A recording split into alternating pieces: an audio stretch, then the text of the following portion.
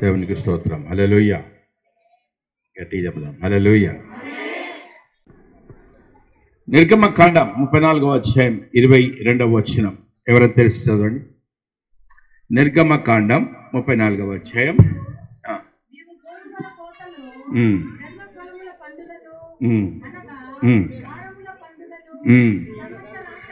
సంవత్సరాంతమందు పంట కూర్చు పండుగను ఆచరింపవలెను. చాలండి. ఏమంటుంది బైబిల్?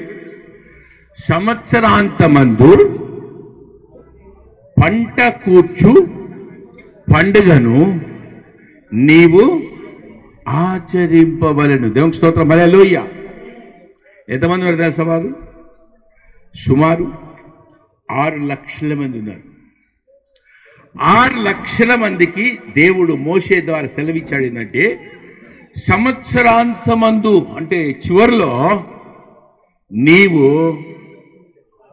పంట కూర్చు సమకూర్చు పండుగను ఆచరించవలను. దేవునికి స్తోత్రం. హల్లెలూయా. ఆ రోజుల్లో జాబ్స్ లేవండి, ఆ రోజుల్లో సెల్ ఫోన్స్ లేవండి, ఆ రోజుల్లో బ్యాంక్స్ లేవండి, ఆ రోజుల్లో బహుశా నేను అనుకుంటున్నాను డబ్బులు కరెన్సీ కూడా తక్కువ, చాలా. అవునా? అందుకనే మీరు పంట సమకూర్చినప్పుడు నేను అనుకున్నాను మన సంఘ పెద్దలు మంచి దోసకాయలు పెడతారేమో అని. ఒక్కటి కనబడలేదు నాకు. ఎవరు అలిగారో నాకు తెలియదు. బైబిల్లో సెలవిచ్చాడు ఏంటంటే, సంవత్సరాంతమందు పంట సమకూర్చు పండుగను నీవు ఆచరించవలెను.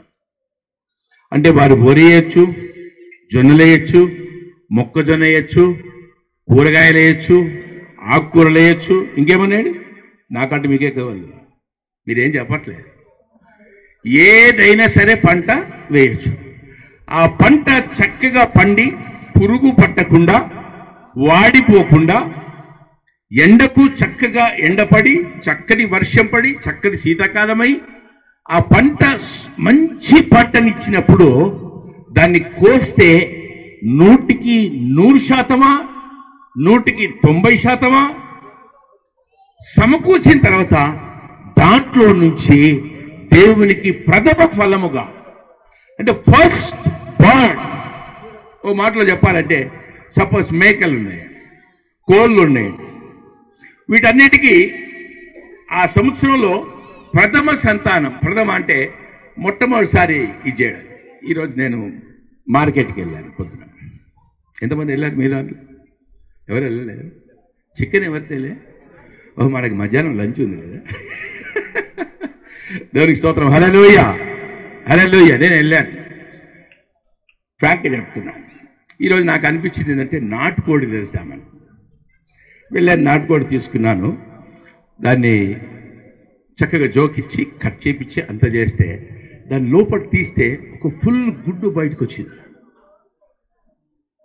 నాకు అనిపించింది ఏంటంటే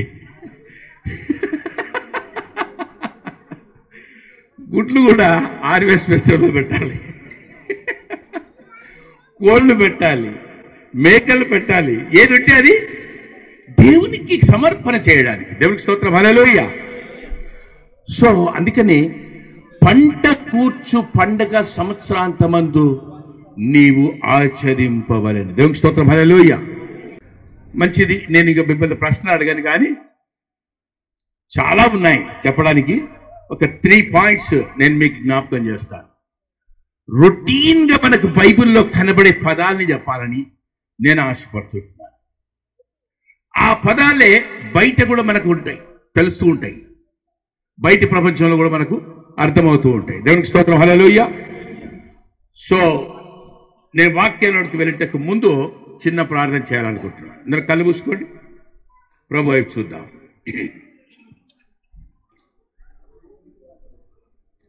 సముద్రము నిన్ను చూచి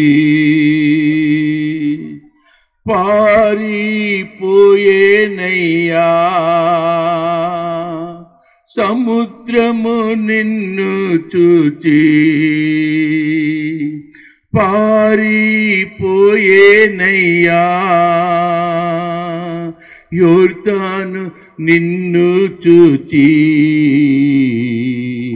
వెనుకకు మళ్ళేనయ్యా, యోర్దాను నిన్ను చూచి వెనుకకు మళ్ళేనయ్యా. సాధ్యము అన్నీ సాధ్యము, నీ వలన అన్నీ సాధ్యం,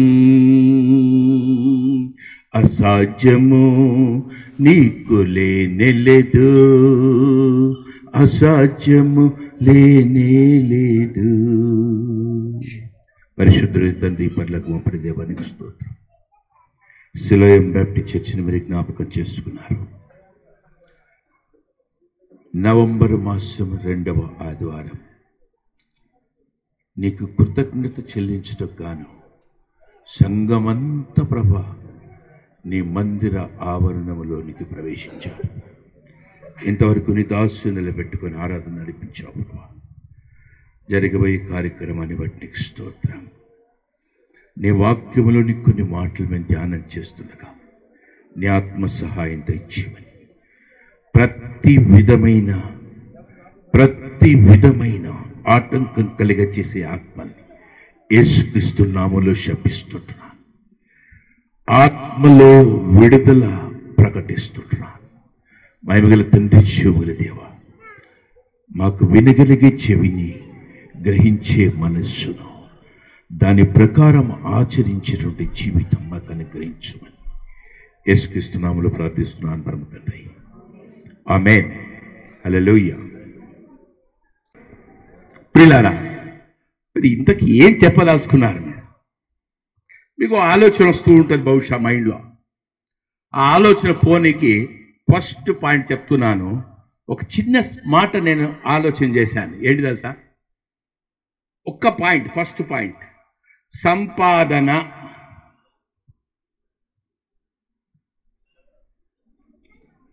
ఒకసారి అనండి అందరూ, సంపాదన. నేను అన్న తర్వాత అనండి, సంపాదన. మళ్ళీ ఒకసారి అన్నాం, సంపాదన. ఓకే, ఇంకొకసారి అందాం, వెనకాల అంటలేరు అందుకని. సంపాదన. దేవునికి స్తోత్రం, హల్లెలూయా. మరి జేకబ్ అంటున్నాడు. దేవునికి స్తోత్రం, హల్లెలూయా. సంపాదన ఎట్లా వస్తుంది?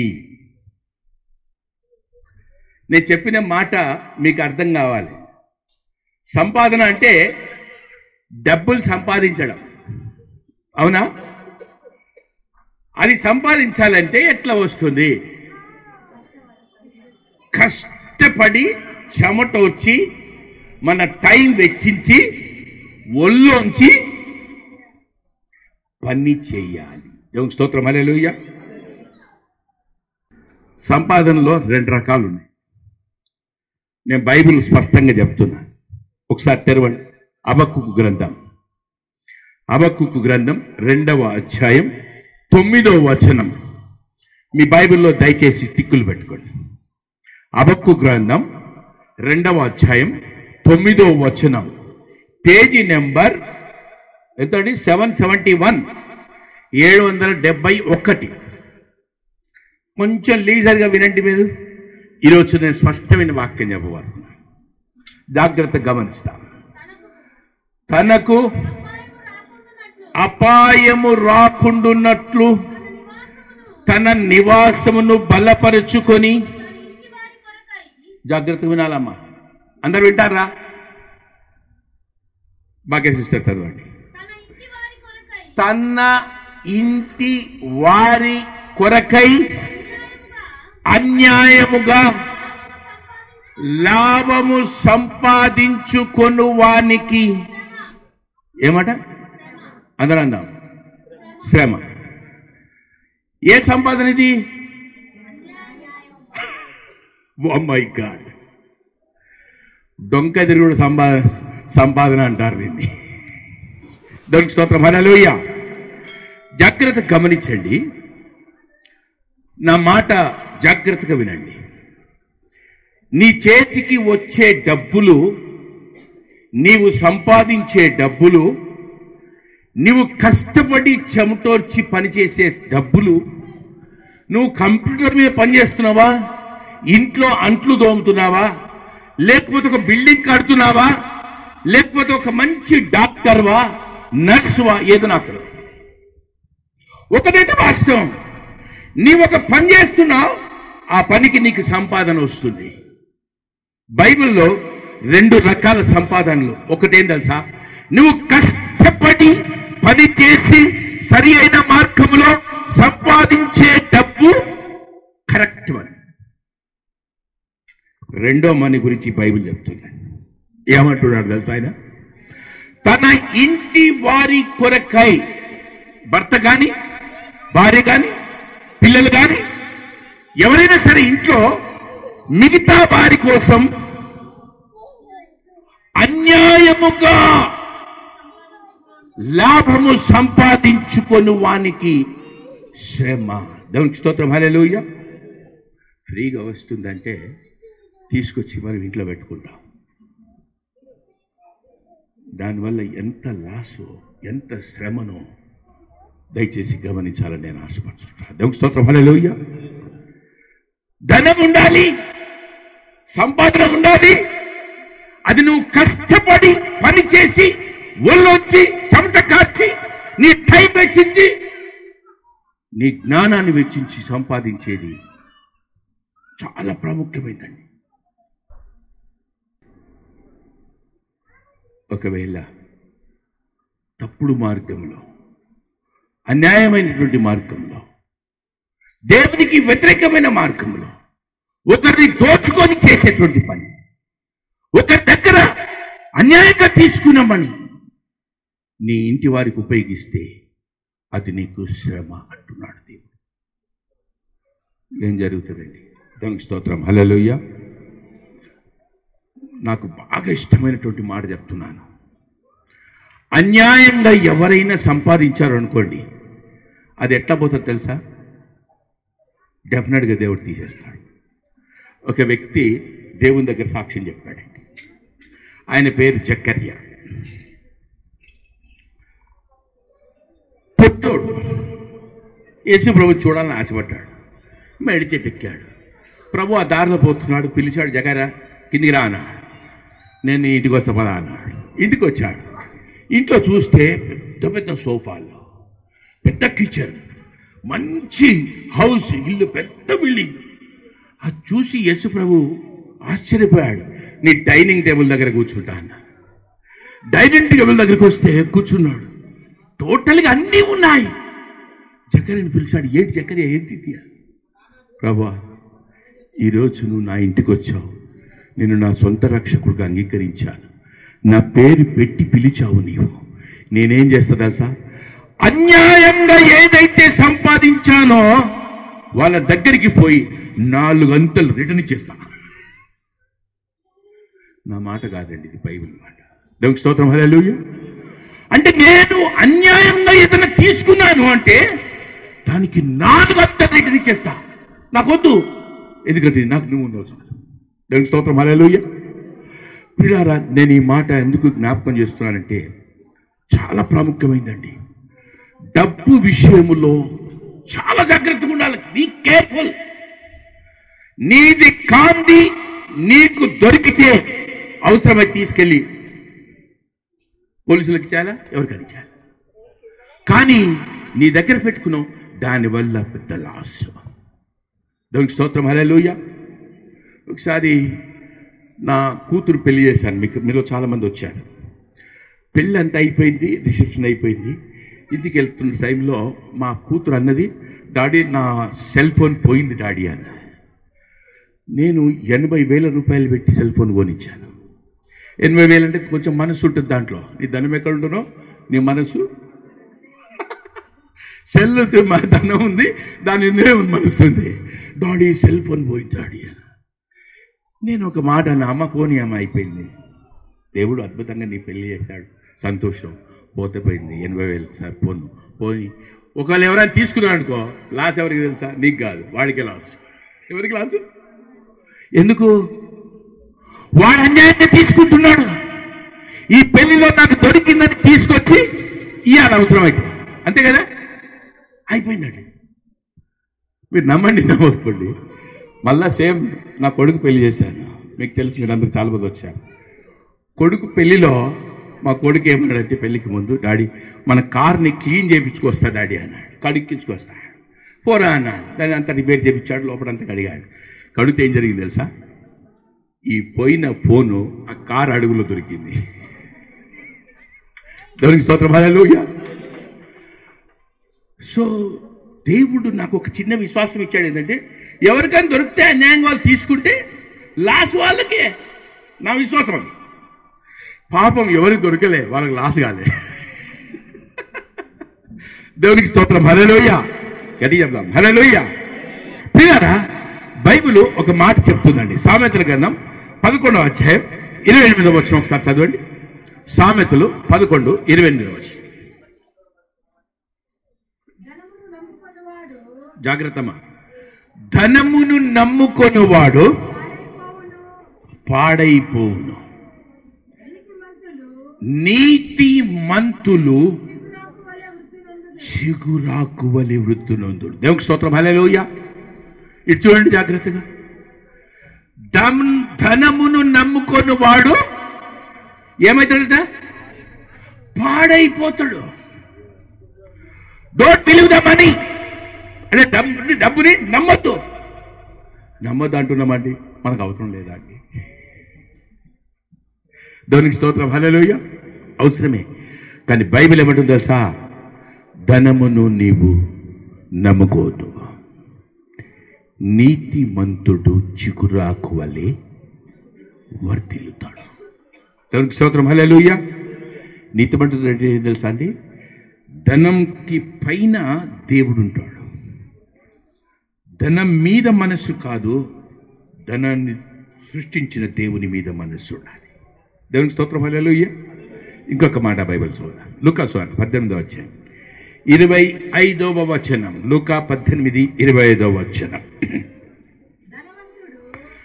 ధనవంతుడు దేవుని రాజ్యమున ప్రవేశించుట కంటే సూది బెజ్జములో ఒంటె దూరుట సులభం.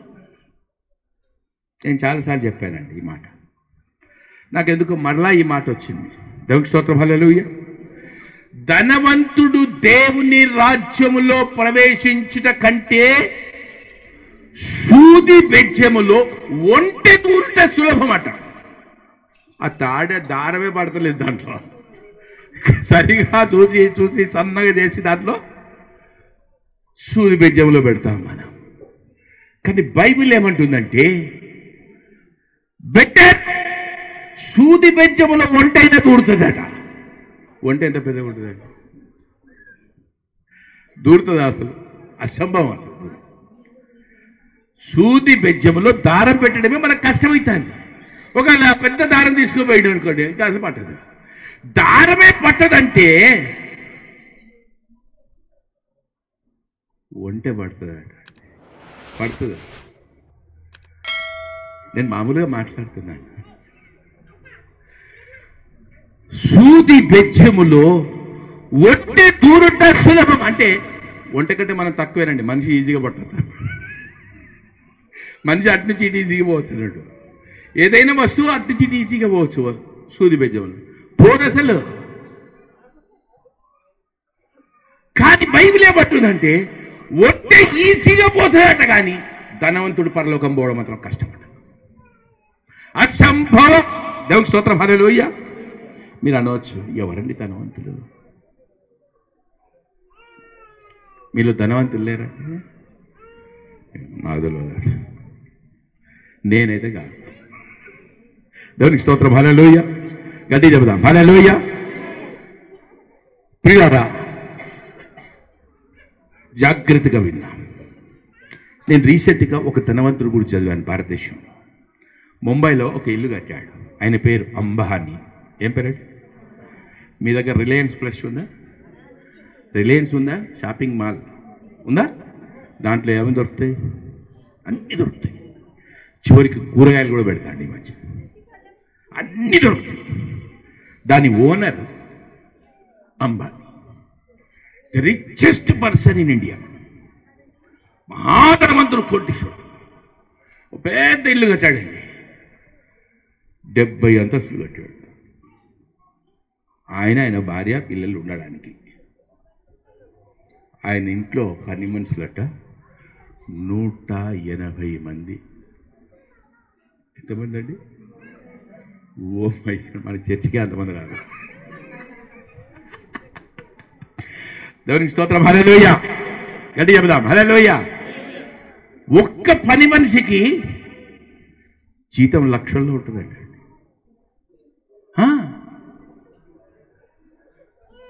ఆయన డ్రైవర్ జీతం 2 లక్షలు, కార్ డ్రైవర్ జీతం 2 లక్షలు. నేను డ్రైవర్ని పెట్టుకోలేక సొంతంగా నేనే నడుపుకుంటున్నా. దేవునికి స్తోత్రం, హల్లెలూయా. 2 లక్షలు జీతం డ్రైవర్కి. కారు ఎంతరా బాబు అంటే 100 కోట్లట. ఒక కారు కాస్ట్ 100 కోట్లు. ఇది ధనవంతుడు అండి.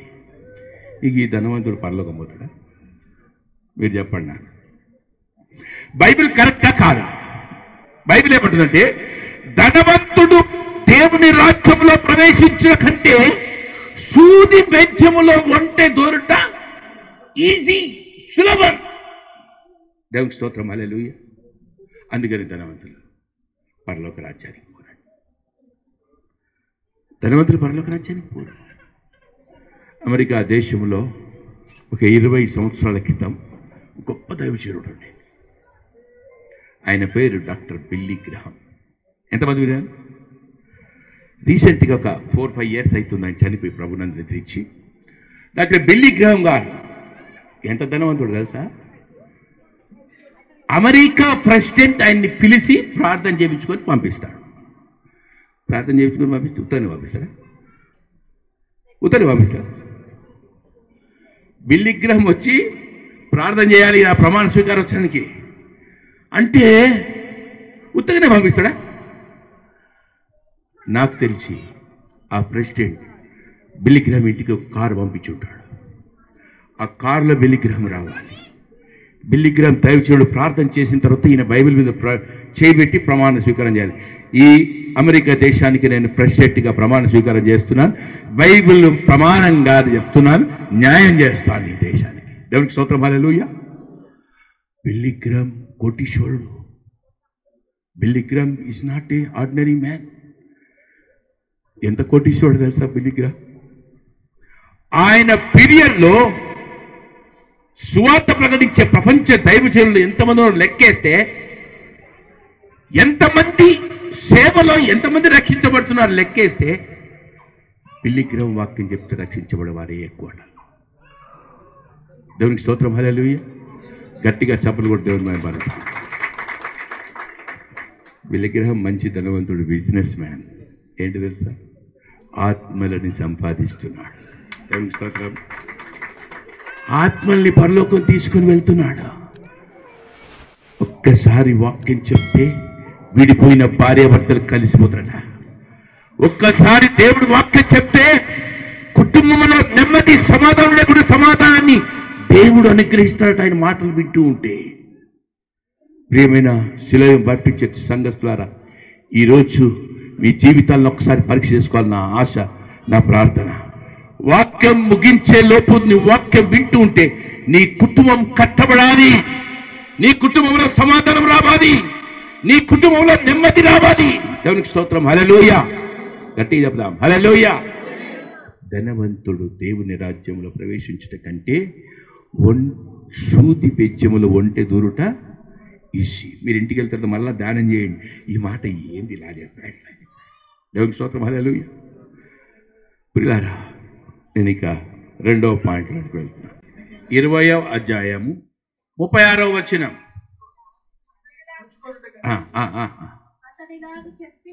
అతడు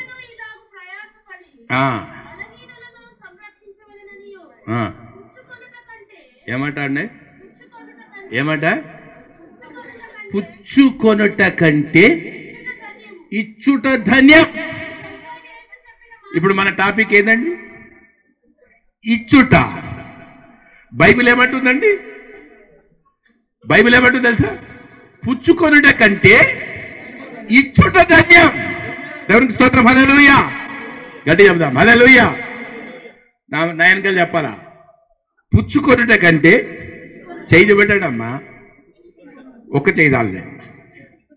పుచ్చుకొనుట కంటే ఇచ్చుట ధన్యం. పుచ్చుకొనుట కంటే ఇచ్చుట ధన్యం. దేవునికి స్తోత్రం. హల్లెలూయా. జాగ్రత్తగా నేర్చుకోవాలి మనం, చాలా జాగ్రత్తగా నేర్చుకుందాం. ఎవరైనా ఇస్తే చేయి చాపుతో చూసిండ్రా? నువ్వేం చేస్తున్నట్టు? తీసుకుంటున్నావు. ఇంకో మాట చెప్పాలంటే ఎవరు అంటుండ్రు, పాస్టర్ గారు కూడా అంటుండ్రు, అడుక్కోవడం. ఎవరైనా అడుక్కుంటారండి? దేవునికి స్తోత్రం. హల్లెలూయా. అడుక్కోవడం అనేది ఎవరు చేస్తారండి? ఈ మధ్యకాలంలో బెంగళూరులో ఒక రూల్ పాస్ చేశారు. ఏంటి తెలుసా? కార్ ఆగినా, సిగ్నల్ దగ్గర ఆగినా ఎవరైనా అడుక్కుంటూ వస్తే డబ్బులు మాత్రం ఇవ్వబాకండి. వాళ్ళకు ఒక బిస్కెట్ ప్యాకెట్ ఇవ్వండి, ఒక వాటర్ ప్యాకెట్ ఇవ్వండి, మీకు ఇంకా ఎక్కువ ఉంటే ఒక టిఫిన్ ఇవ్వండి, ఏదైనా ఇడ్లీయో దోశనో వడనో తీసుకెళ్ళి వాళ్ళకి ఇవ్వండి, లేదంటే ఒక బిర్యానీ ప్యాకెట్ తీసుకెళ్ళి ఇవ్వండి, లేదంటే వారికి మీ దగ్గర ఏది ఉందో వస్తువులు అవి తీసుకెళ్ళి ఇవ్వండి. దేవునికి స్తోత్రం. హల్లెలూయా. డబ్బులు మాత్రం ఇవ్వకండి.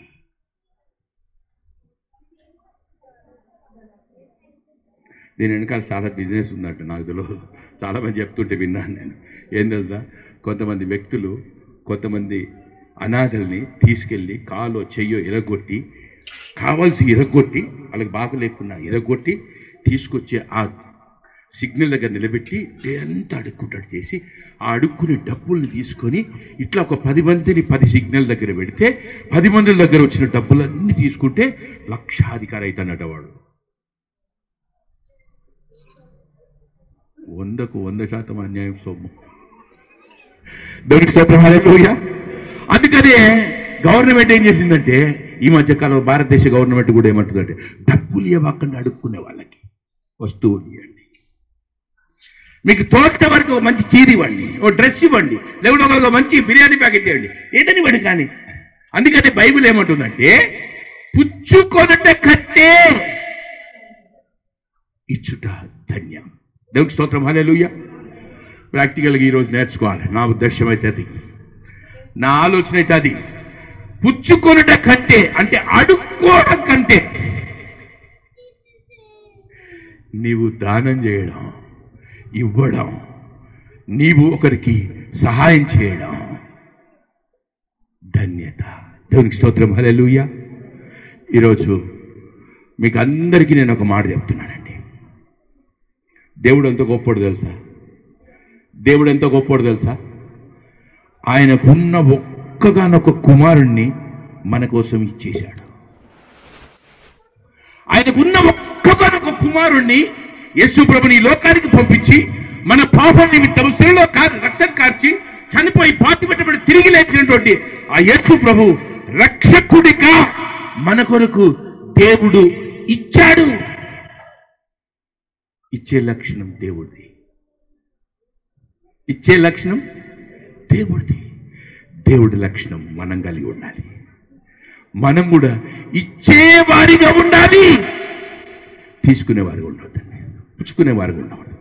ఒక్క పూట భోజనం లేకున్నా పర్లే, 2 పూటలు భోజనం లేకున్నా పర్లే, 2 పూటలు మన ఇంట్లో భోజనం లేకున్నా పర్లే, జస్ట్ నువ్వు ఒక్క పూట భోజనం చేసి బతుకు పర్లేదు. కానీ చేయి చాపొద్దు, ఎవరికి చేయి చాపొద్దండి. నువ్వు చాపితే నువ్వేం చేస్తున్నావు? అడుక్కుంటున్నావు. ఇక తేడా లేదు. బయట బెగ్గరికి మనకు తేడా లేదు. దేవునికి స్తోత్రం. హల్లెలూయా. నేను ఎవ్వరిని తిట్టట్లేదు సుమా, జాగ్రత్తగా వినండి. వాక్యం చెప్తున్నాను. పుచ్చుకొనుట కంటే ఇచ్చుట ధన్యం. నీకు ఏది సాధ్యమైంది నువ్వు ఇయ్యడానికి ప్రయత్నం చెయ్యి. దేవునికి స్తోత్రం. హల్లెలూయా. 35 సంవత్సరాలు అవుతుందండి. నా వైపునండి మీరు జాగ్రత్త చూడండి. నేను గవర్నమెంట్ ఉద్యోగం చేయబట్టికి 35 సంవత్సరాలు అవుతుంది. 35 సంవత్సరాలు. కొన్ని వందలు వేల మందికి చాలా సహాయాలు చేశాను నేను. కానీ విషయం ఏం తెలుసా, నేను చేసిన సహాయానికి నాకు డబ్బులు ఇవ్వడానికి వచ్చిన వాళ్ళు కొన్ని వందల మంది ఉన్నారు. కానీ నా చేతుల్లో ఏ రోజు ఒక్క రూపాయి తీసుకోలేదండి. ఒక్క రూపాయి తీసుకోలేదు. రీసెంట్గా 2 నెలల క్రితం ఒక ఆయన, నా కూతురు అలానే రోమ్ దేశానికి వెళ్తుంది సార్, కొంచెం సర్టిఫికేట్స్ అటెస్టేషన్ చేయాలి, మీరు ఒక మాట చెప్తే అయిపోతుందని తెలిసింది సార్ అన్న. అక్కడ 20,000 తీసుకుంటారట సార్. నేను అన్నాను, no no no no, you come to me అన్న. Is a Christian. ఆయన క్రిస్టియన్ క్రైస్తవుడు, మంచి ఆఫీసరు. ఈ came to me. Don't worry, నేను చెప్పాను. ఓన్లీ గవర్నమెంట్ ఫీజు కట్టి నువ్వు సర్టిఫికేట్ అటెస్ట్ చేసి ఇచ్చేసే అన్న. ఇచ్చేసారంటే నా కింద ఉంటుంది కాబట్టి, నా కౌంటర్ నా కింద ఉంటుంది కాబట్టి చెప్పేశాను. ఇచ్చేశారు, అయిపోయింది.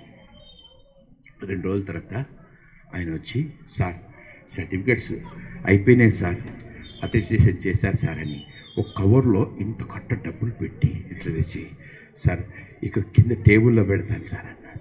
ఏంటి అదే అన్నాడు. కవర్ సార్ అన్నాడు. కవర్లో డబ్బు. నీకేమైనా బుద్ధి ఉందా? నువ్వు క్రైస్తవుడివేనా? నువ్వు ఆఫీసర్వి? ఏం పెడతా? భయపడిపోయాడు, జోలు పెట్టుకున్నాడు. లేవు, వెళ్ళిపోయాడు. Sir thank you sir, sorry sir. ప్రియులారా, ఒకవేళ అవి ఒక 10,000 ఉన్నాయనుకోండి, నేను తీసుకున్నాను అనుకోండి, దేవుడు ఏం చేస్తాడు తెలుసా? నాకు నా ఇంట్లో నా కొడుకు నా కూతురుకు ఏదో అనారోగ్యం కలిగజేసి హాస్పిటల్ పంపించేసి 10,000కు 20,000 ఖర్చు అయ్యేటట్టు చేస్తాడు దేవుడు. అది నాకు శ్రమ. దేవునికి స్తోత్రం. హల్లెలూయా, హల్లెలూయా.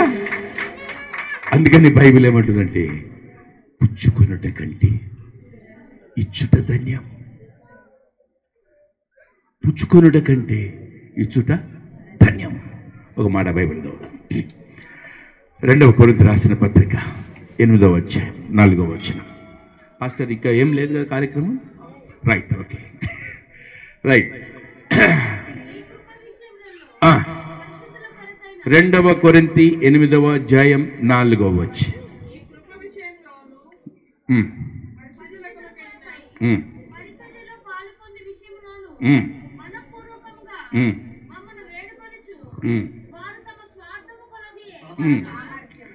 వారు తమ సామర్థ్యము కొలదియే కాక సామర్థ్యము కంటే ఎక్కువగాను తమంతట తామే ఇచ్చిరని మీకు సాక్ష్యము చెప్పుచున్నాను.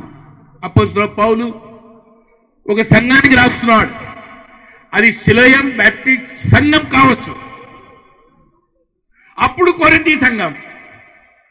పౌలు ఏమంటున్నాడంటే, సిలోయం బాప్టిస్ట్ చర్చ్ లో ఉన్నటువంటి విశ్వాసులు తమ సామర్థ్యము కంటే, సామర్థ్యం ఏంటండి? సామర్థ్యం కంటే ఎక్కువైంది. సామర్థ్యం ఏంటి? సామర్థ్యం కంటే ఎక్కువైంది. ఇక్కడ సామర్థ్యం కంటే ఎక్కువగా ఇచ్చింది. దేవునికి స్తోత్రం. హల్లెలూయా. అంటే నీవు కష్టపడి ఎంత ప్రయత్నం చేసినా ఒక 100 రూపాయలు ఇవ్వగలను అనుకుంటావు. అదేంటి? నీ సామర్థ్యం. సామర్థ్యం కంటే మించి అంటే కొంచెం కష్టమైన ఒక పూట భోజనం తగ్గించుకున్నా, ఒక పూట ఏదన్నా టీ తగ్గించుకున్నా, కాఫీ తగ్గించుకున్నా, లేకపోతే ఏదన్నా తగ్గించుకున్నా. టీ కాఫీ అంటే చులకన చూడొద్దండి. టీకి ఏమేం కావాలి? పాలు కావాలా, చక్కెర కావాలా, టీ పొడి కావాలా, ఏమండి? కొంతమంది దాంట్లో అల్లం వేస్తారు. ఇవన్నీ లెక్కేయండి. నీళ్లు కూడా కావాలా, ఇవన్నీ లెక్కేయండి. ఎంత అవుతుందండి? నేను అందుకే ఈ మధ్య మహబూబ్నగర్ వెళ్ళాను మొన్న, జస్ట్ లాస్ట్ వీక్ ఒక మీటింగ్ ఉండి వెళ్తే ఆ కన్వీనర్ అన్నాడు, అయ్యగారు మా అమ్మగారు మీరు ఇంటికి వచ్చి కాఫీ తాగి వెళ్ళబట్టుంది అయ్యగారు అన్నాడు. నాకు అనిపించింది అది మళ్ళీ ఇంకో 10 కిలోమీటర్లు టైం లేదు. నేనేమన్నా తెలుసా, నేను ఒక్కరిని వస్తే బాగుండదు పాస్టర్, నువ్వు ఒక పని చేయి, నా ఫ్యామిలీతో వచ్చి నీ ఇంటికి నా కారులో కాఫీ తాగిపోతా అన్న. కాఫీకి ఎంత అవుతుంది, నేను పోయిరానికి ఎంత అవుతుంది? నేను పోయిరానికి 2,000 అవుతుందండి పెట్రోల్కి, పోయిరానికి 2,000 పెడుతుంది పెట్రోల్కి. అది పెట్టి టీ తాగి రావాలి, కాఫీ తాగి రావాలి. కాఫీకి ఎంత అవుతుంది? 50 రూపాయలు అవుతుంది. అయినా సరే దేవుని ప్రేమ, దేవుడి పిలుపు, దేవుడికి స్తోత్రం, హల్లెలూయా. అందుకని బైబిల్ ఏమంటుందంటే సామర్థ్యం కంటే ఎక్కువగా ఇవ్వమంటుంది.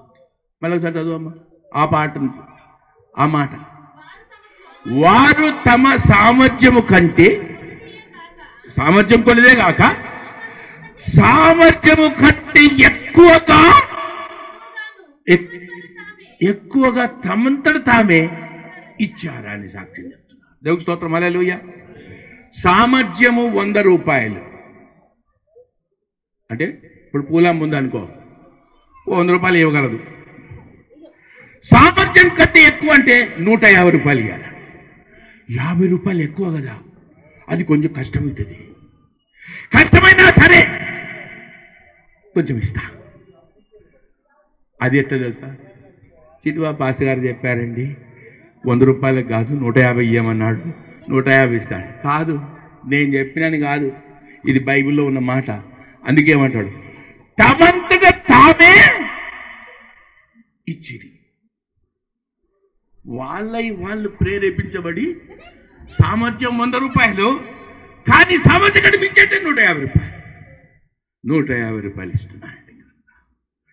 సామర్థ్యం 1000 రూపాయలు, సామర్థ్యం కంటే ఎక్కువ అంటే అమ్మ 1500. దేవుని స్తోత్రం, హల్లెలూయా. ఓ మై గాడ్, నేను 1100 అంటారేమో అనుకుంటున్నా. ఎస్, మీరు నవ్వట్లేదు గట్టిగా.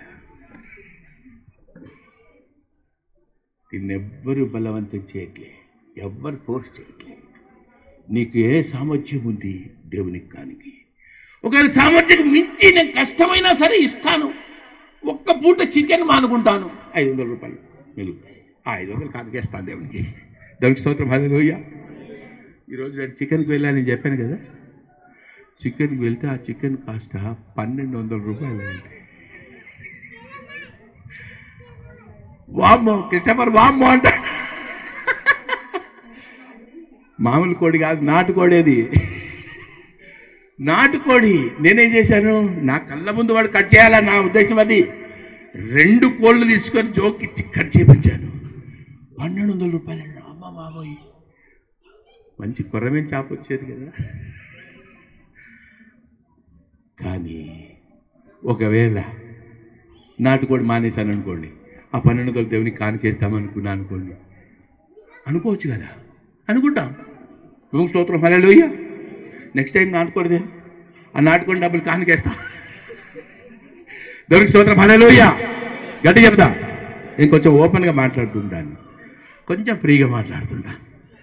ఎందుకు మాట ఈ మాట చెప్తున్నా అంటే, వారు సామర్థ్యం కంటే ఎక్కువగా తమంతట తామే ఎవరు చెప్పకుండా ఇచ్చారట. ఇంకొక మాట, ఈ ఇచ్చే విషయంలో ఇచ్చుట, మన టాపిక్ ఇచ్చుట, పుచ్చుకోనట కాదు. ఏమండి, ఇచ్చుట. ఇచ్చుట గురించి సేమ్ కొరింథీ రాసిన పత్రిక 9వ అధ్యాయం 7వ వచనం ఒకసారి చదువుదాం. సేమ్ కొరింథీ 2వ కొరింథీ 9:7. ఏమండి, ఏమంటాడు? అయ్యా, నాకు పెన్షన్ 12,000 వస్తుంది, నేను 10వ భాగం దేవునికి వేయాలి. 10వ భాగం అంత కానుక నాలుగు ద్వారా వేస్తా. మై గాడ్, బాగుంది. దేవునికి స్తోత్రం, హల్లెలూయా. 70 సంవత్సరాల వృద్ధురాలు, 70 సంవత్సరాల వృద్ధురాలు, ఆరోగ్యం బాగాలేదు, చర్చికి పోలేకపోతుంది. కానీ ఈరోజు బలవంతంగా కారులో కూర్చోబెట్టి తీసుకొచ్చి ఆమె పోవాలి, ఆమె కోసం వీళ్ళందరూ కదిలేదు. సో చర్చికి వెళ్ళారు. అయ్యా నేను కానుకేయాలి అయ్యా. అమ్మ నేను 500 తీసి 500 ఇవ్వ అమ్మ, తీసుకో కానుకేయమ్మా అన్న. ఈ నా డబ్బులు కాదమ్మా, నీ పెన్షన్ డబ్బులే వాడు తమ్ముడు వేశాడు, తీసుకోమ్మా అంటే నా దగ్గర కూడా ఒక 500 ఉన్నాయి, 2 గాలు వేస్తా. దేవునికి స్తోత్రం. హల్లెలూయా. గట్టిగా చెప్దాం హల్లెలూయా. వారు తమ చదువు కాదు శనువు కొనకయు బలవంతంగా కాకయు ప్రతి వాడును తన హృదయములో నిశ్చయించుకొనిన ప్రకారము ఇవ్వలేను. దేవునికి స్తోత్రం. హల్లెలూయా. నెంబర్ 3 చాలా ప్రాముఖ్యమైనది, జాగ్రత్తగా వినండి. దీంట్లో నేను మంచి స్టోరీ చెప్పబోతున్నాను. మీరు బాగా విన్నటువంటి స్టోరీ, నాకెందుకు బాగా ఇష్టమైన స్టోరీ. దేవునికి స్తోత్రం. హల్లెలూయా. గట్టిగా చెప్దాం హల్లెలూయా. ఎంతమందికి ఇక వాక్యం చాలా అనిపిస్తుంది? పూలమ్మ చేయెత్తింది, మళ్ళీ దించేసింది. రైట్. ఎంతమందికి వాక్యం కావాలి ఇంకా అని? అమ్మో దేవునికి స్తోత్రం. హల్లెలూయా.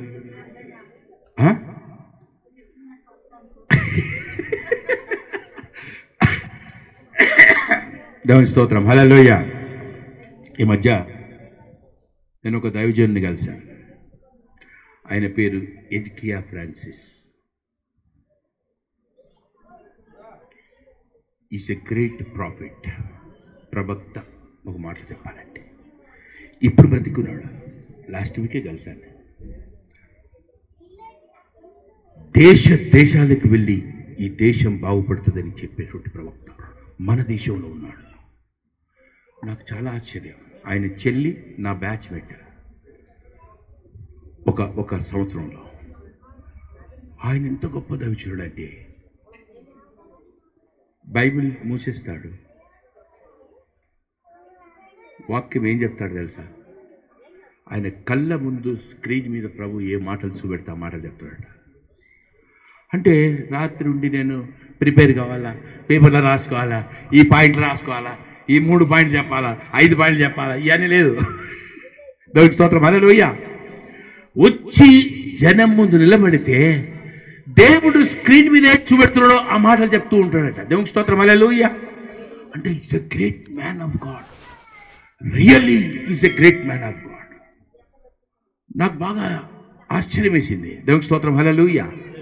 అవును, మరి దేవునితో విశ్వాసంలో నడవడం అంటే ఆశావాసి కాదు, అంత ఈజీ కాదు కదా. 35 సంవత్సరాలు అవుతుంది నేను ప్రభుత్వం నడుస్తున్నాను.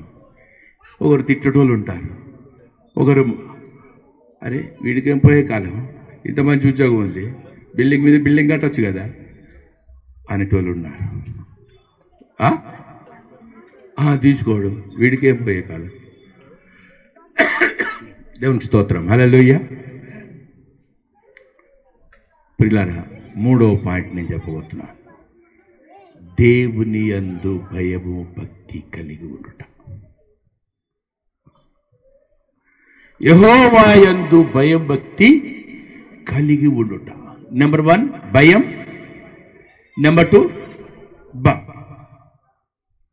ఇది కొంచెం కష్టమవుతుంది. ఏంటి కదా, దేవుని యందు భయభక్తులు కలిగి ఉండుట అంటే సామెతల గ్రంథంలో ఏమంటారంటే అది జ్ఞానమునకు మూలం అంటాడు. యెహోవా యందు భయభక్తులు కలిగి ఉండుట జ్ఞానానికి మూలం అంటాడు. దేవునికి స్తోత్రం. హల్లెలూయా. అంటే దేవుని యందు భయభక్తులు కలిగి ఉండుట అంటే అర్థం ఏంటి తెలుసా? దేవుని మాట వినుట. ఆయన చెప్పిన మాట వింటే నువ్వు భయం భక్తి కలిగి ఉన్నావు. చిటివా పాస్టర్ వచ్చాడు, ఏదో చెప్పాడు, అర్థం కాలే, సరిగా వెళ్ళిపోయాడు, అది ఏంటి అనుకుంటే కాదు.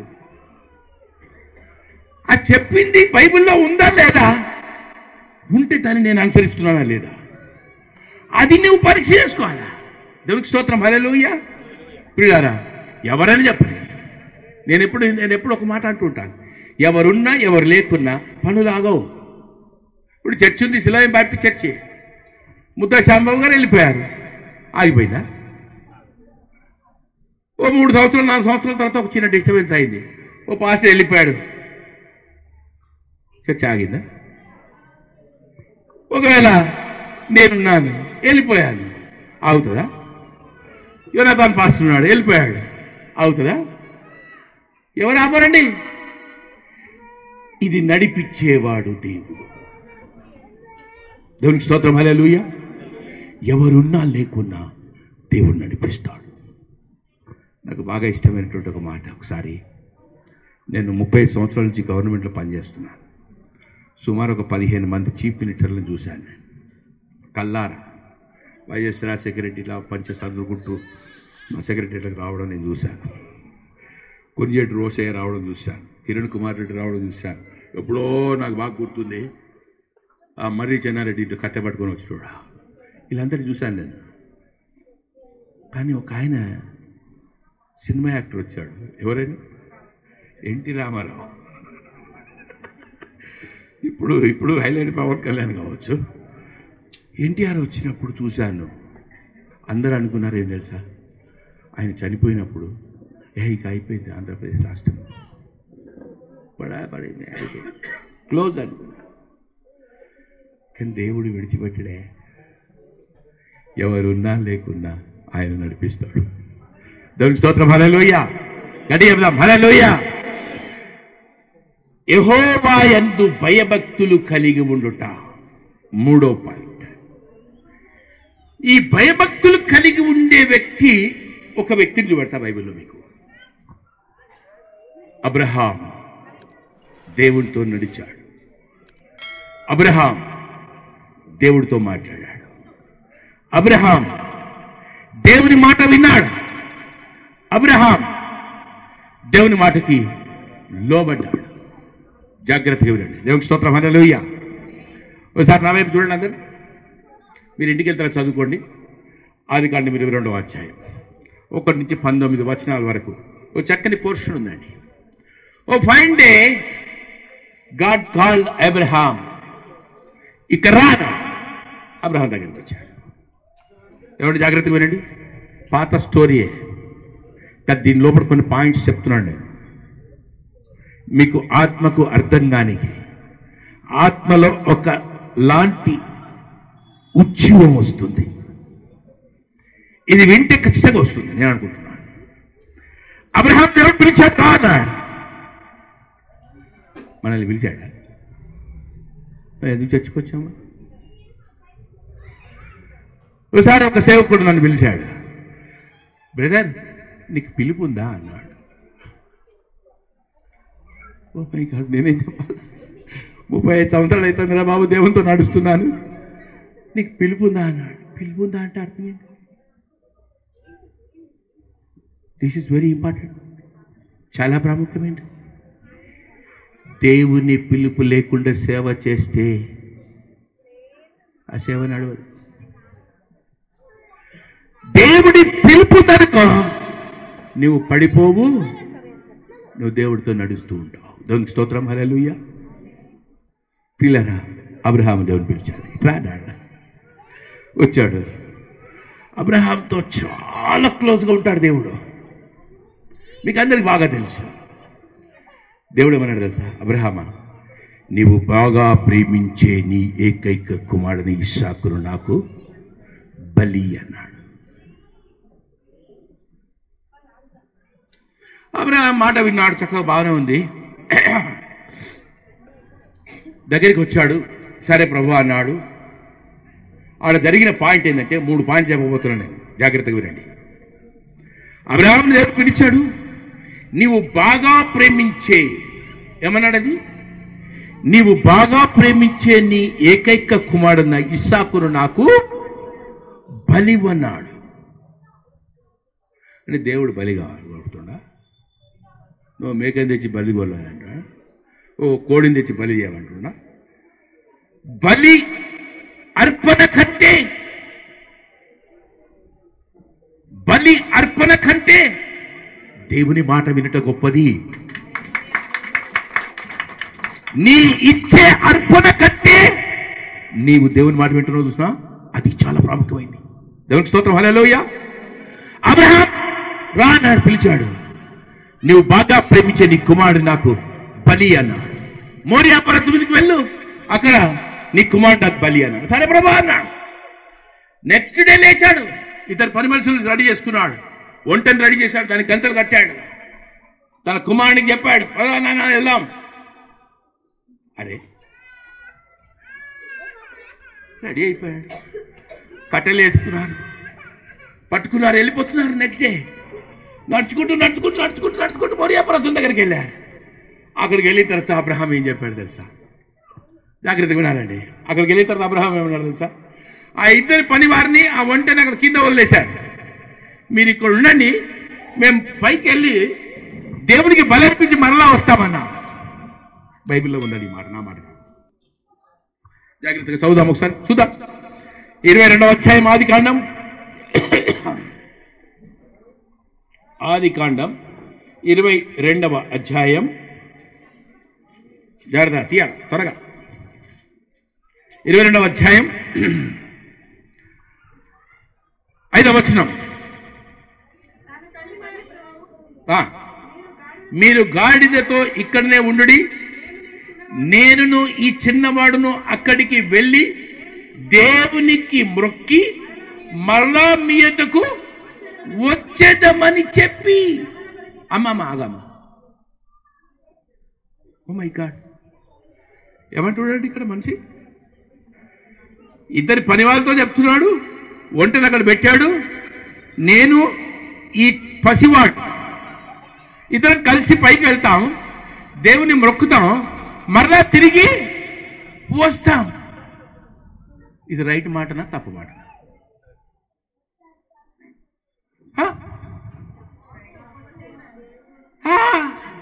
తప్పు కదా. దేవుడు ఏమన్నాడు? నీ కుమారుడు నాకు బలి ఏమన్నాడు. అక్కడ బలి ఇస్తే తిరిగి వచ్చేది ఎవరు? ఒక్కడే అబ్రహాం. కానీ అబ్రహాం ఏమంటున్నాడు? ఎందుకంటున్నాడు? ఎందుకని? అబ్రహాముకు విశ్వాసం ఉంది. దేవునికి స్తోత్రం. హల్లెలూయా. అబ్రహాంకి విశ్వాసం ఉంది. విశ్వాసంతో మాట్లాడుతున్నాడు అబ్రహాం. మీరు ఇక్కడ ఉండండి, పని వాడుతున్నా, ఈ ఒంటి ఇక్కడ ఉండండి, నేను ఈ పసివాడి పైకి వెళ్తున్నా, దేవుని మొక్కుతా, మరలా తిరిగి వస్తా. దేవునికి స్తోత్రం. హల్లెలూయా. ఓకే రైట్, ఓకే రైట్, అర్థమైపోయింది. వెళ్ళిపోతున్నా. కొంచెం దూరం వెళ్ళిన తర్వాత ఏం జరుగుతుందే సార్? మరలా వెళ్తున్నారు. దహన బట్టి కట్టెలు తీసుకొని తన కుమారుడికి ఇస్సాకు మీద పెట్టి తన చేతితో నిప్పును కత్తిని పట్టుకొని పోయెను. వారు కూడి వెళ్ళుచుండగా ఇస్సాకు తన తండ్రి అయిన అబ్రహాంతో నా తండ్రి అని పిలిచెను. అందుకు అతడు ఏమి నా కుమారుడా అనను. అప్పుడు అతడు నిప్పును కట్టెలను ఉన్నవి గాని దహన బలికి గొర్రె పిల్ల ఏది అని అడగగా అబ్రహాము కుమారుడా దేవుడే దహన బలికి గొర్రె పిల్లను చూచుకొనునని చెప్పాను. దేవునికి స్తోత్రం. హల్లెలూయా. ఓ మై గాడ్, దేవా నీకు స్తోత్రం. హల్లెలూయా. అబ్రహాము తన కుమారుడు మాట్లాడుకుంటున్నాడు. మీ ఇంట్లో తండ్రి కుమారుడు మాట్లాడుకుంటున్నాడు అని కూడా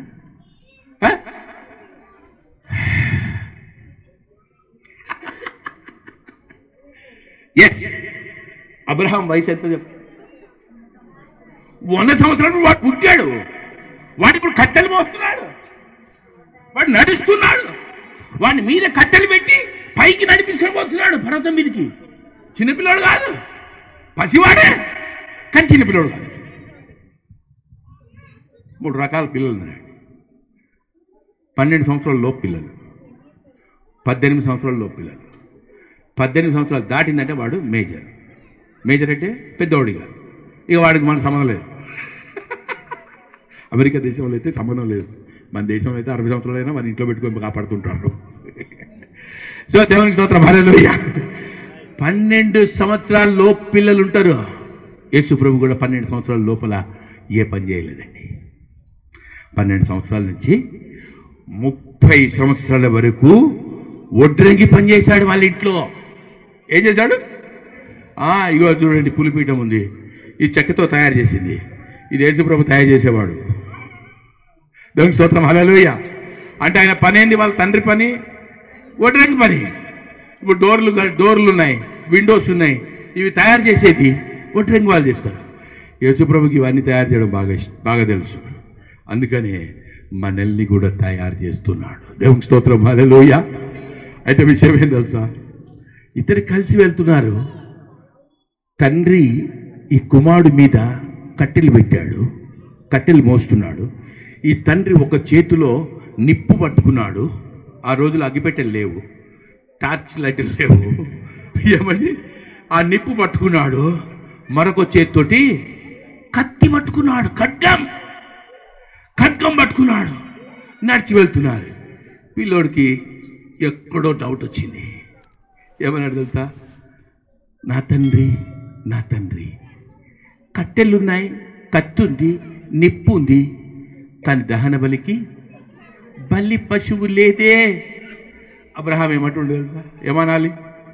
అబ్రహాం ఏమనాలి కుమారుడితోటి? అరే ఆ బలి పశువు నువ్వేరా బాబు అనాలి. దేవుడిని ఏమన్నాడు? నువ్వేరా బాబు అన్నాడు. కానీ అన్నట్లే ఏమంటున్నాడు? దేవుడు దహన బలి పశువు చూసుకుంటాడన్నాడు. విశ్వాసం ఉంది అబ్రహాంలో. దేవునికి స్తోత్రం, హల్లెలూయా. అబ్రహాం విశ్వాసం ఏంటి తెలుసా, పైకి పోయినాక దేవుడు ఒక బలి పశువుని తీసుకొస్తాడు. ఆమేన్, హల్లెలూయా. వెళ్ళారండి పైకి వెళ్ళిపోయారు. చక్కగా బలిపీఠం కట్టాడు అబ్రహాం. కుమారుడు కట్టెలు అందిస్తున్నాడు, అన్ని చేస్తున్నాడు చక్కగా. బలిపీఠం కట్టారు. కట్టిన తర్వాత జరిగిన సంగతి ఏంటి తెలుసా, అబ్రహాము వెళ్ళి తన కుమారుడిని బైబిల్లో ఏం చేశాడు తెలుసా, బంధించాడు. చదువుదామా బైబిల్లో?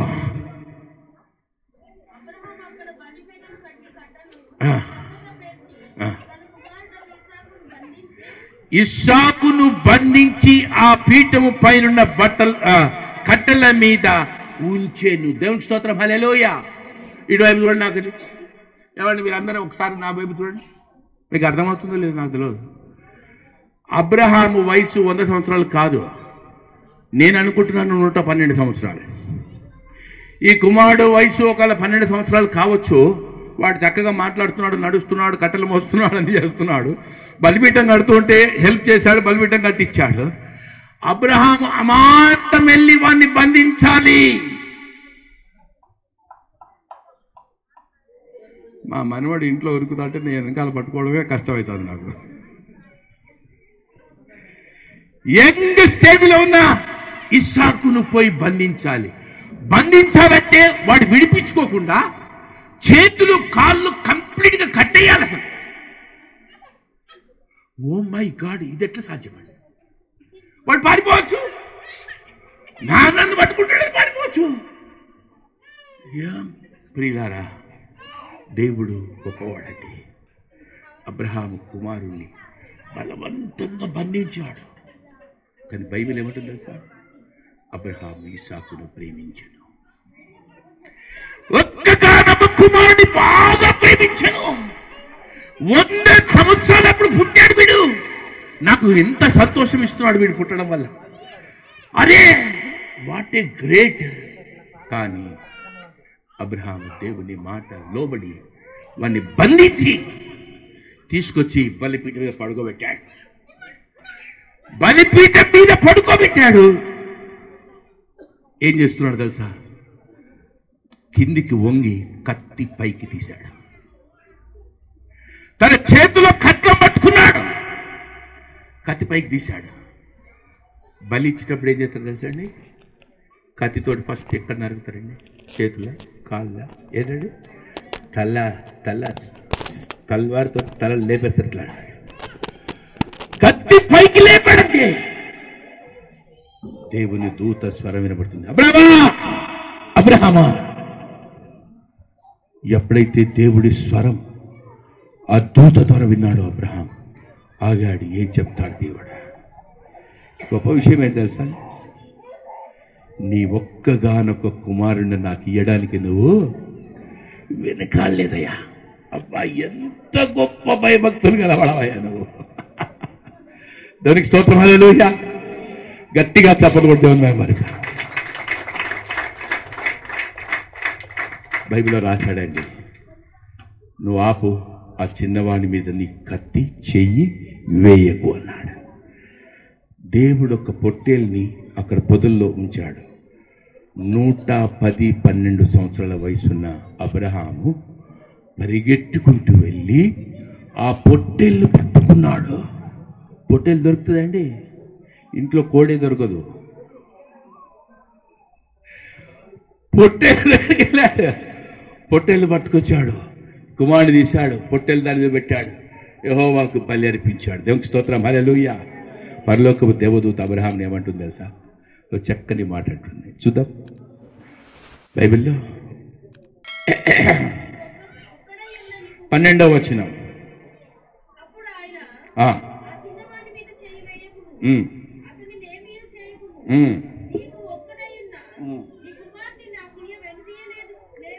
కనుక నీవు దేవునికి భయపడు వాడవని ఇందువలన నాకు కనబడుచున్నదనను. దేవునికి స్తోత్రం, హల్లెలూయా. మన టాపిక్ ఏంటండి? దేవుని యందు భయభక్తులు కలిగి ఉంట, యెహోవా యందు భయభక్తులు కలిగి ఉంట. అంటే నీవు దీన్ని బట్టి నాకు ఏమర్థమవుతుందంటే, నీవు దేవుని యందు భయము భక్తి కలిగి ఉన్నా, దేవుని మాట వినడానికి నీవు వెనుతీయట్లేదు. కాబట్టి అబ్రహామా, నీవు దేవునికి ఇష్టమైన వ్యక్తిగా మార్చబడాలి. దేవునికి స్తోత్రం, హల్లెలూయా. అప్పుడు దేవుడు ఆస్వాదించాడు తెలుసా? నీ సంతానాన్ని ఆకాశపు నక్షత్రాల వల్ల చేస్తాను, భూమి మీద ఇసుక వల్ల చేస్తాను. ఆకాశపు నక్షత్రాలు భూమి మీద. ఏమండి, ఒకసారి మంచి పున్నమి రాత్రి బయటికి వెళ్ళి నక్షత్రాలు లెక్క పెట్టండి, చూద్దాం. ఎవరైనా లెక్క పెట్టగలరా? లెక్క పెట్టాలి. సముద్రం మీద ఇసుకని లెక్క పెట్టాలంట. ఎవరైనా లెక్క పెట్టగలరా? లెక్క పెట్టాలి. కానీ ప్రస్తుతం భూమి మీద ఉన్న మనుషుల్ని, అంటే ఈ మనుషులందరూ కూడా అబ్రహాం సంతానమే. వాళ్ళు ముస్లిమ్స్ కానీ, హిందూస్ కానీ, క్రిస్టియన్స్ కానీ, ఎవరైనా కానీ అబ్రహాం సంతానమే. దేవునికి స్తోత్రం, హల్లెలూయా. ఈ అబ్రహాము సంతానాన్ని లెక్క పెడితే 8 కోట్ల మంది ఉన్నారు ఇప్పటికి భూమి మీద. ఇప్పుడు ప్రస్తుతం 8 కోట్ల చిల్లర ప్రజలు ఉన్నారు. దేవునికి స్తోత్రం, హల్లెలూయా. కానీ విషయం ఏం తెలుసా? యేసు ప్రభు చనిపోయినప్పటి నుంచి ఇప్పటి వరకు ఎంతమంది ఉంటారు? లెక్క పెట్టలే. ఆకాశపు నక్షత్రాలు ఇసుకరేణులాగా మార్చబడినాయి. దేవునికి స్తోత్రం, హల్లెలూయా. గట్టి చెబుదాం, హల్లెలూయా. ప్రియులారా, ఈ యొక్క హార్వెస్ట్ ఫెస్టివల్ సందర్భంగా నేను మీకు జ్ఞాపకం చేస్తున్నా 3 చక్కని పాయింట్స్. నెంబర్ 1 ఏంటండి? సంపాదన. నెంబర్ 2, నెంబర్ 3 దేవుని యందు భయభక్తులు కలిగి ఉన్నాడు. అబ్రహాం దేవుని యందు భయభక్తులు కలిగి ఉన్నాడు కనుక అబ్రహాంను దేవుడు ఆశీర్వదించాడు. అబ్రహాము సంతానాన్ని దేవుడు ఆశీర్వదించాడు. అబ్రహాము ద్వారా మనల్ని ఆశీర్వదించాడు. ఎలా తెలుసా? అబ్రహాము కుమారుడైన దావీదు కుమారుడైన యేసుక్రీస్తు వంశావళి. మత్తయి సువార్త 1:2 వచనం. బైబిల్ ఏమంటుందంటే, అబ్రహాము కుమారుడు ఎవరు? చదవండి, మత్తయి సువార్త 1:2 వచనం. అబ్రహాము ఇస్సాకును కనెను, ఇస్సాకు యాకోబును కనెను, యాకోబు అతని అన్నదమ్ములను కనెను. చాలమ్మ దాంట్లో చివరి వచనం చదవాలి. మత్తయి సువార్త 1:2 చివరి వచనం అంటే అక్కడ కాదు.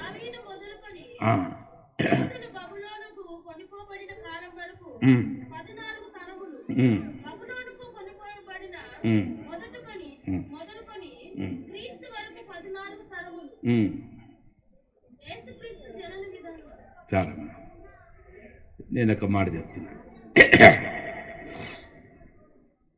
బైబిల్లో చివరి మాట అంటే ఈ జననాల గురించి చెప్పినటువంటి దాంట్లో చివరి మాట. కానీ ఫస్ట్ వచనంలోనే ఆ మాట చెప్పాడు. ఫస్ట్ వచనం అబ్రహాము కుమారుడు దావీదు, దావీదు కుమారుడైన యేసుక్రీస్తు వంశము. అబ్రహాము, దావీదు, దావీదు కుమారుడు యేసుక్రీస్తు. యేసుక్రీస్తు నందు వంశావళి మనం. దేవునికి స్తోత్రం, హల్లెలూయా. ప్రియులారా, మొట్టమొదటి మనుషుడు అబ్రహాము దేవుడికి ఇష్టుడైన వ్యక్తి. అబ్రహాము సంతానంలో వచ్చినటువంటి వ్యక్తి దావీదు. దావీదు సంతానంలో వచ్చిన వ్యక్తి యేసుక్రీస్తు. యేసుక్రీస్తులో మనమున్నాం. దేవునికి స్తోత్రం. హల్లెలూయా. అంటే ఈరోజు ఇజ్రాయెల్ దేశంలో పెద్ద వారు జరుగుతుంది. ఏం తెలుసా? అబ్రహాము సంతానానికే వారు జరుగుతుంది. ఇష్మాయిల్ ఇస్సాకు, ఇష్మాయిల్ ఇస్సాకు, ఈ ఇద్దరికే వారు జరుగుతుంది. ప్రపంచంలో అదే వారు. దేవునికి స్తోత్రం. హల్లెలూయా. నెంబర్ 1 ఏంటండి? సంపాదన. నెంబర్ 2 ఇష్ట. నెంబర్ 3 దేవుని భయభక్తులు. కలుపుసుకొని ప్రార్థన చేసుకున్నాం. పరిశుద్ధుడైన తండ్రి, పరలోకము ప్రియ దేవా, నీకు స్తోత్రం. ఈ ఉదయకాలం సెలయం బాప్టిస్ట్ చర్చిలో హార్వెస్ట్ ఫెస్టివల్ సందర్భంగా నీవు ఏ మాటలు చెప్పమన్నావో అవే మాటలు నీ బిడ్డల మధ్యలో ప్రకటించాను. యేసుక్రీస్తు నామంలో ఈ మాటలు వీరి హృదయాల్లో నాటండి, వీరి కుటుంబాలకు మేలుకరంగా మార్చమని మరొకసారి నీ హస్తాలకు సమర్పించుకుంటూ యేసుక్రీస్తు నామంలో ప్రార్థిస్తున్నాను తండ్రి. Amen. Hallelujah. God bless you.